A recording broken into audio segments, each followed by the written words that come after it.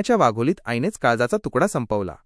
प्रास्ताविक अटेंट्रो रक्ताच्या थारोळ्यात पडलेला 11 वर्षांचा मुलगा, त्याच्या शेजारी रडणारी त्याची जन्मदाती आई आणि बाथरूममध्ये स्वतःला कोंडून घेतलेली 13 वर्षांची बहीण, जी ओरडून सांगत होती की माझ्या भावाला वाचवा।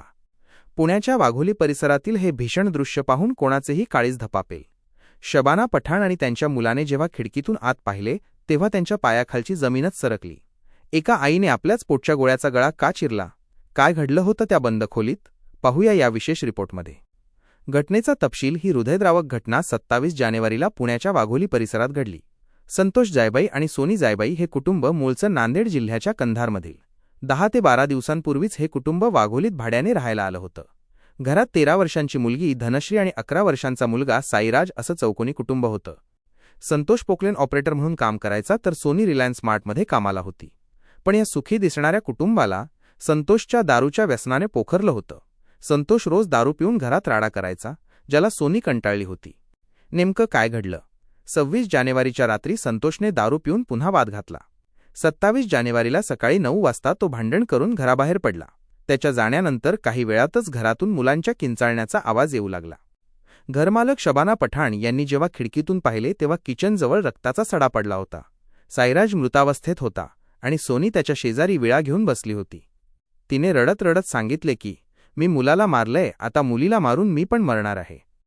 मुलीचा बचाव आणि पोलिसांची कारवाई। शबाना पठाण यांनी मोठ्या शिताफीने सोनीला बोलण्यात गुंतवून दरवाजा उघडायला लावला। जसा दरवाजा उघडला तशी बाथरूममध्ये लपलेली धनश्री बाहेर पळाली, पण क्रूर बनलेल्या आईने तिच्यावरही वार केला। सुदैवाने शबाना यांनी धनश्रीला ओढून बाहेर काढलं आणि तिचे प्राण वाचले। तपासातील धक्कादायक खुलासा। पोलिसांनी जेव्हा सोनीला ताब्यात घेतलं तेव्हा धक्कादायक माहिती समोर आली। संतोषच्या दारूच्या व्यसनाला आणि रोजच्या भांडणाला कंटाळून तिने हे टोकाचे पाऊल उचलले होते। पप्पा रोज भांडायचे म्हणून आपण सगळे मरून जाऊ, असं ती मुलांना आधीच म्हणाली होती। सध्या पोलिसांनी सोनी जायबाईला अटक केली असून तिच्यावर भारतीय न्याय संहितेच्या कलम 103(1) आणि 109 नुसार गुन्हा दाखल केला आहे। मारुतीचा शेवट कन्क्लुजन। दारूच्या एका व्यसनाने आणि घरगुती कलहाने एका हसत्या खेळत्या कुटुंबाचा अंत केला। आईच्याच हातून पोटचा गोळा गेला, यापेक्षा दुर्दैवी काय असू शकतं? तुम्हाला या घटनेबद्दल काय वाटतं? कमेंटमध्ये नक्की सांगा।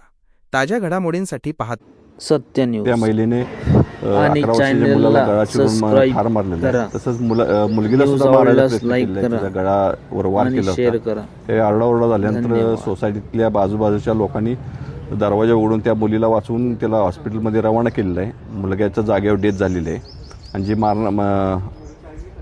खून करणारी महिला जी आहे ती आपण ताब्यात घेतलेली आहे। अधिक तपास चालू आहे।